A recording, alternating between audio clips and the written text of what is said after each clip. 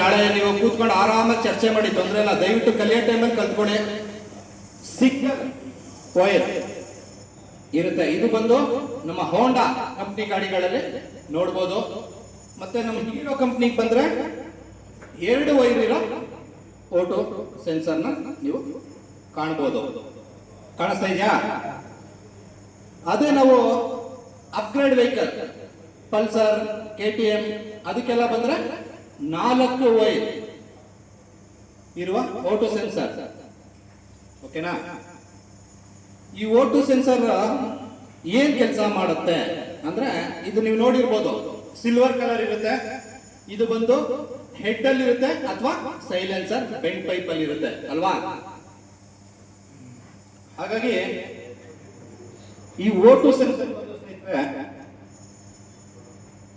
ನಮ್ಮ ಗಾಡಿಗೆ supply ಆಗ್ತಿರುವ petrol ಏನ್ ಬರ್ನ್ ಆಗಿ ಕಂಬಸ್ಟನ್ ಆಗಿ ಹೊರ ಬರುತ್ತೆ ಹೊಗೆ, ಅದನ್ನ ಪರೀಕ್ಷೆ ಮಾಡುತ್ತೆ. ಆ ಪರೀಕ್ಷೆಯಲ್ಲಿ ಅರ್ಧ ಬರ್ಧ ಬರ್ನ್ ಆಗಿದ್ರೆ ಸರಿನಾ, ECU ಸಿಗ್ನಲ್ ಕೊಡುತ್ತೆ. ಅಥವಾ ಪೂರ್ತಿ ಬರ್ನ್ ಆಗಿ ಜಾಸ್ತಿ ಬರ್ನ್ ಆಗಿದ್ರೆ ECU ಗೆ ಸಿಗ್ನಲ್ ಹೋಗ್ತಾ ಇರುತ್ತೆ, ಎಷ್ಟು % ಬರ್ನ್ ಆಗ್ತಾ ಇದೆ ಅಂತ. ಇದು ವಾಯು ಮಾಲಿನ್ಯ ನಿಯಂತ್ರಿಸಕ್ಕೆ ಇದು ಸೈಲೆನ್ಸರ್ ಪೈಪ್ ಅಲ್ಲಿ ಕೊಟ್ಟಿರ್ತಾರೆ. ಇದನ್ನ ನಾವು ರಿಚ್ ಮಿಕ್ಸರ್ ಅಥವಾ ಲೀನ್ ಮಿಕ್ಸರ್ ಅಂತ ಕರಿತೀವಿ. ಒಂದು ಗಾಡಿ ಕರೆಕ್ಟ್ ಆಗಿ ಓಡ್ಬೇಕಂದ್ರೆ 1% ಪೆಟ್ರೋಲ್ಗೆ 14.7% ಗಾಳಿ ಹೋಗ್ಬೇಕು. ಎಷ್ಟು? ಇವಾಗ ಮಾತಾಡ್ಬೇಕು ಸ್ನೇಹಿತರೆ, ನಾನು ಒಂದೊಂದು ಇದಕ್ಕೂ ನಾ ಕೇಳ್ತೀನಿ, ನೀವು ಮಾತಾಡ್ಬೇಕು. ಮಾತಾಡಿದಾಗ ನಿಮ್ಮಲ್ಲಿ ಸ್ಟೋರ್ ಆಗುತ್ತೆ ಅಂತ. ಇಲ್ಲಾಂದ್ರೆ ನೀವು ಹಂಗೆ ಕೇಳಿರ್ತೀರಾ, ಏನೋ ಯೋಚನೆ ಮಾಡ್ತೀರಾ, ಅದು ಮರ್ತೋಗುತ್ತೆ. ಮಾತಾಡ್ಬೇಕು ಇವಾಗ. ಓಕೆನಾ? 1% ಪೆಟ್ರೋಲ್ಗೆ 14.7% ಗಾಳಿ ಹೋಗ್ಬೇಕು.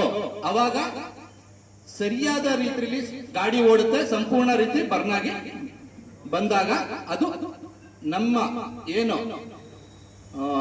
ಹೊರ ಹಾಕತ್ತೆ ವಿಷಕಾರಿ ಅದನ್ನ ತಡೆಯೋದ್ರಲ್ಲಿ ಇದು ತುಂಬಾ ಪಾತ್ರ ವಹಿಸುತ್ತೆ ಓಟೋ ಸೆನ್ಸರ್. ಸರಿನಾ? ಇವಾಗ ಇದೇನಂದ್ರೆ ಫ್ರಾಕ್ಷನ್ ಆಫ್ ಸೆಕೆಂಡ್ ಅಲ್ಲಿ ನಿಮ್ಗೆ ಸಿಗ್ನಲ್ ಕೊಡ್ತಾ ಇರುತ್ತೆ. ನೀವು ಇದನ್ನ ಗ್ರಾಫಿಕಲ್ ನೋಡಿದ್ರೆ OBD ಟೂಲ್ ಅಲ್ಲಿ ನಿಮ್ಗೆ ಗೊತ್ತಾಗುತ್ತೆ. ನಮ್ಮ ಹಾರ್ಟ್ ಪಲ್ಸ್ ಹೋಗ್ತಾ ಇರುತ್ತಲ್ಲ, ಅದೇ ರೀತಿ ನಮ್ಮ OBD ಟೂಲ್ ಅಲ್ಲಿ ನಿಮ್ಗೆ ನೋಡಕ್ ಸಿಗುತ್ತೆ. ಅಂದ್ರೆ ಇದ್ರದ್ದು ವೋಲ್ಟ್ ಬಂದು 1 ವೋಲ್ಟ್ ಸ್ನೇಹಿತರೆ. ಎಷ್ಟು? 0.050 ಇಂದ ಹಿಡಿದು 0.999 ತನಕ 1 ವೋಲ್ಟ್ ಒಳಗಡೆ